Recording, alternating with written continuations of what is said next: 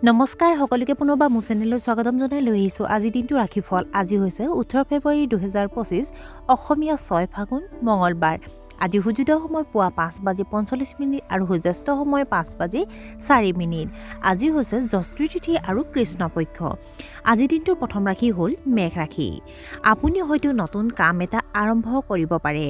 আপোনাৰ প্ৰেম বিবাহৰ বিষয়ে পৰিয়ালত আলোচনা হ'ব পাৰে। ঘৰত হাস্যৰ আৰু মনোৰঞ্জনৰ পৰিৱেশ হ'ব। জীৱনসংগীৰ সৈতে ভ্ৰমণলৈ যোৱাৰ বাবে দিনটো শুভ। সন্তানৰ অগ্ৰগতিৰ বাবে আপুনি উত্তেজিত হ'ব। বৃষ ৰাশি। আজি আনৰ কথাত হস্তক্ষেপ নকৰিব।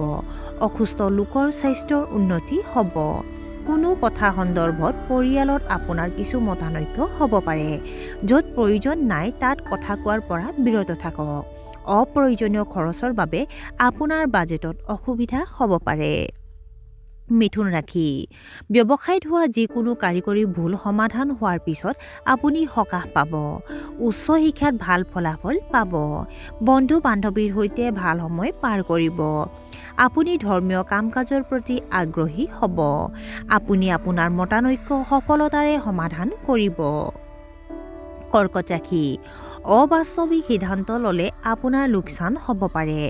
আপোনাৰ বহু প্ৰত্যাশিত কামবোৰ পলম হ'ব পাৰে।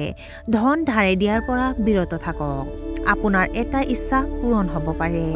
আপোনাৰ পৰিয়ালৰ সদস্যৰ প্ৰয়োজনীয়তাৰ প্ৰতি গুৰুত্ব দিয়ক। আপোনাৰ পৰিয়ালৰ কিছুমান আভ্যন্তৰীণ পাৰ্থক্য সৃষ্টি হ'ব পাৰে। সিংহ ৰাশি। দিনটো আপোনাৰ বাবে অতি অনুকূল হ'ব। ধৰ্ম আৰু ৰীতি নীতিৰ প্ৰতি আপোনাৰ আগ্ৰহ জাগ্ৰত হ'ব। আপুনি আপোনাৰ কৰ্মস্থলী সলনি কৰিব পাৰে। আপুনি আপোনাৰ ব্যৱসায়িক পৰিকল্পনাত সফল হ'ব।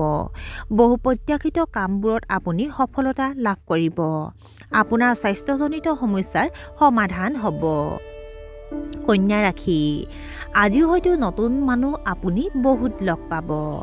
কৰ্মক্ষেত্ৰত বিষয়াসকলৰ লগত আপোনাৰ মতানৈক্য হ'ব পাৰে। ঔষধ সাৱধানে ব্যৱহাৰ কৰক।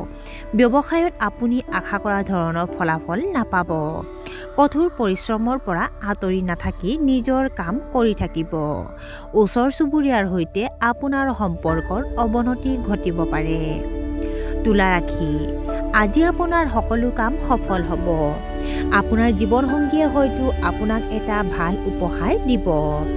কৰ্মৰত পেছাদাৰীসকলে চাকৰিৰ পদোন্নতি পাব পাৰে। বজাৰ কৰাৰ সময়ত আপুনি বিশাল ৰেহাই পাব পাৰে। আপোনাৰ বন্ধু বান্ধৱী আৰু আত্মীয়ই আপোনাৰ ওপৰত সন্তুষ্ট হ'ব। আপুনি হয়তো আপোনাৰ প্ৰেমৰ সংগীৰ সৈতে ডেটিঙলৈ যাব পাৰে। বৃশ্চিক ৰাশি। কৰ্মক্ষেত্ৰত পুনৰাবৃত্তি হোৱা ভুলৰ পৰা বিৰত থাকক। খঙৰ বাবে আপোনাৰ কাম নষ্ট হ'ব পাৰে। ঘনিষ্ঠ সম্পৰ্কত আপোনাৰ যোগাযোগৰ ব্যৱধান থাকিব পাৰে। জীৱনসংগীৰ কথাত গুৰুত্ব দিয়ক। ভ্ৰমণৰ সময়ত আপুনি অস্বস্তিকৰ পৰিস্থিতিৰ সন্মুখীন হ'ব পাৰে। ধনু ৰাশি। আপুনিও কোনো শুভ অনুষ্ঠানত অংশগ্ৰহণ কৰিব পাৰে। আপুনি মনোৰঞ্জনৰ সম্পদৰ বাবে ধন খৰচ কৰিব পাৰে। আৰ্থিক বিষয়ত আপোনাৰ ভাগ্য ভাল হ'ব। প্ৰেমৰ সম্পৰ্কবোৰ আপুনি সম্পূৰ্ণৰূপে উপভোগ কৰিব। প্ৰতিযোগিতামূলক পৰীক্ষাত আপুনি আকাংক্ষিত ফলাফল পাব পাৰে। মকৰ ৰাশি। কৰ্মক্ষেত্ৰত আপোনাৰ দক্ষতা আৰু সামৰ্থ্য শলাগ লোৱা হ'ব। কোনো শুভ কামত আপোনাৰ সন্দেহ থাকিব পাৰে। আপুনি আনক সহায় কৰিবলৈ সাজু থাকিব। আপুনি আপোনাৰ সঞ্চয়ৰ ধন এটা পলিচিত বিনিয়োগ কৰাৰ পৰিকল্পনা কৰিব পাৰে। ঘৰুৱা সামগ্ৰীৰ বজাৰ কৰিব পাৰে। কুম্ভ ৰাশি। বহিৰাজ্যত ব্যৱসায় কৰাৰ সুযোগ পাব। আপুনি হয়তো বিশাল ব্যৱসায়িক চুক্তি পাব। আপুনি হয়তো আপোনাৰ পৰিয়ালৰ সৈতে কিছুমান গুৰুতৰ বিষয়ৰ ওপৰত আলোচনা কৰিব পাৰে। আপুনি হয়তো আপোনাৰ জীৱনসংগীৰ সৈতে কোনো পবিত্ৰ স্থান ভ্ৰমণ কৰিব পাৰে।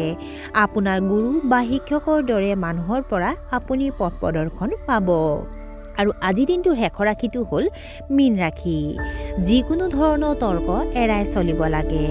ভুল মানুহৰ পৰামৰ্শৰ বাবে আপোনাৰ ব্যৱসায়ত লোকচান হ'ব পাৰে। আপোনাৰ অতীতৰ ভুলবোৰ মানি লওক আৰু সেইবোৰ শুধৰোৱাৰ চেষ্টা কৰক। সহকৰ্মীসকলৰ লগত ভাল আচৰণ কৰক। মনত অশুভ ভাৱ এটা আহিব। নিজৰ পৰিকল্পনা আনৰ লগত শ্বেয়াৰ নকৰিব। আৰু আজিৰ দিনটো ৰাশিফল ইমানতে অন্ত পৰিছে। আশা কৰোঁ আপোনালোক প্ৰত্যেকৰে আজিৰ দিনটো সুন্দৰ হওক। ধন্যবাদ।